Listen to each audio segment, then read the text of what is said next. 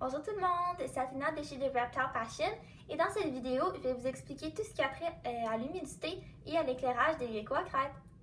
Donc les geckos à crête, ils sont originaires de Nouvelle-Calédonie et c'est un pays qui a une très forte humidité. Dans leur habitat naturel, ils vivent un petit peu dans la jungle, donc l'humidité va généralement tourner autour de 80% pendant la journée et c'est quelque chose que vous devez essayer de recréer dans leur terrarium.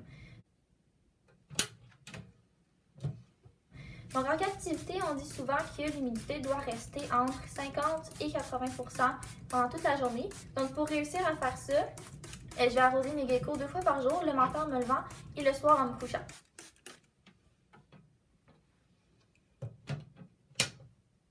Aussi, ce qui est important de faire, c'est qu'il faut que l'humidité ait le temps de monter et de descendre. Parce qu'il ne faut pas que ça reste toujours super humide, sinon ça pourrait entraîner des maladies respiratoires à vos geckos, parce que ça serait trop humide puis il pourrait avoir un petit peu de moisie qui se développe aussi.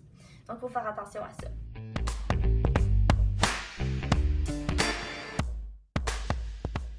Donc l'eau que j'utilise pour arroser mes geckos à crête, ça peut être soit de l'eau du robinet, mais personnellement, j'aime pas tant l'utiliser juste parce qu'il peut y avoir du chlore ou d'autres produits chimiques un petit peu à l'intérieur. C'est l'eau potable.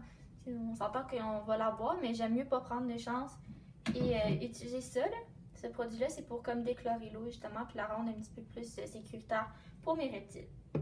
Je voulais vous suggérer aussi 2 produits que j'utilise. C'est du calcium liquide. Ça, personnellement, je l'utilise beaucoup plus pour mes femelles qui sont gravides pendant la période de reproduction, qui naturellement, chez moi, d'habitude, c'est de mars à août que je vais leur donner ça dans l'eau. Et ça, c'est des électrolytes que je vais surtout leur donner l'été pour éviter qu'ils se déshydratent trop rapidement, parce que des fois, tantôt, je vous ai expliqué que la température du terrarium devrait toujours rester entre 20 et 24 degrés. Mais on s'entend que des fois, l'été, c'est un petit peu plus difficile à maintenir. Donc, en leur donnant des électrolytes comme ça, je les aide à tolérer la chaleur puis à ne pas se déshydrater trop rapidement. Pour ce qui est de l'éclairage ou de la température, plutôt, je vais commencer par la température.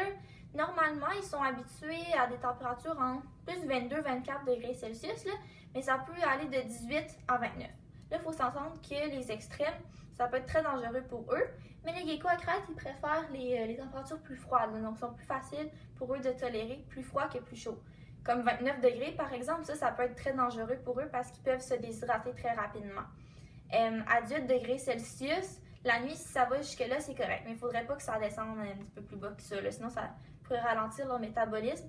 Puis, ils pourraient avoir de la difficulté à digérer leur nourriture, quitte à avoir une infection à l'intérieur d'eux autres. Donc, il faut essayer d'éviter ça. Mais naturellement, moi, d'habitude, j'essaie de garder ma température entre 20 et 24 degrés Celsius. C'est ça d'habitude qu'ils préfèrent. Puis pour ça, soit qu'il peut avoir un thermostat dans la pièce dans laquelle ils sont, ou vous pouvez avoir une lampe chauffante qui va être régulée pour garder cette température-là. Puis pour s'assurer que l'humidité et la température ils restent aux bonnes mesures, je vous recommande d'utiliser des thermomètres et des hygromètres. Il y en existe un qui est combiné, mais vous pouvez aussi les avoir séparément. Mais moi, je vous conseille vraiment ceux qui sont électroniques plutôt qu'avec les petites aiguilles parce qu'ils sont beaucoup plus fiables. Pour ce qui est de l'autre éclairage, donc les UVA et les UVB, il y a un petit peu de controverse parce que les geckos à crête, ils sont crépusculaires, ce qui veut dire qu'ils sont plus actifs à l'aube et le soir, avant que le soleil se couche. OK? Mais ça veut juste dire qu'ils sont plus ou moins exposés aux rayons du soleil. S'ils étaient diurnes, par exemple, et qu'ils étaient dans le soleil toujours, comme un dragon barbu, par exemple, là, c'est sûr qu'ils en auraient besoin. Avec les geckos à crête, on ne sait pas trop. Est-ce qu'ils sont tellement cachés qu'ils n'en reçoivent pas, ou est-ce que la lumière elle passe à travers la canopée puis en absorbe un petit peu? Donc, c'est quand même un débat qui se déroule encore dans la communauté des geckos à crête. Donc, c'est vraiment un choix personnel, honnêtement. Si vous voulez en donner à vos geckos de l'UVA et de l'UVB, vous pouvez, allez-y, c'est parfait. OK?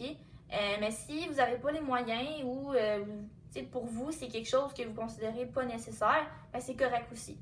Personnellement, j'en ai déjà utilisé avec un de mes geckos, mais j'ai pas vu de différence marquée sur son appétit ou sur son état d'éveil ou même sur sa croissance. Je n'ai pas vu d'effet, mais encore là, je l'ai juste testé pendant environ 2 mois. Donc, c'était peut-être pas une période assez longue, peut-être que j'aurais dû l'essayer avec d'autres, mais c'est encore quelque chose que je me familiarise avec. Donc, comme je l'ai dit tout à l'heure, c'est vraiment un choix personnel. Puis informez-vous, fiez-vous pas juste à mon opinion. C'est vraiment important d'aller consulter d'autres sources parce qu'il y en a certaines d'autres qui ont des arguments qui peuvent varier, qui peuvent être différents des miens. Puis c'est ça. Donc, il faut juste que vous essayiez de vous forger de votre avis puis que vous décidiez ce qui est meilleur pour votre gecko.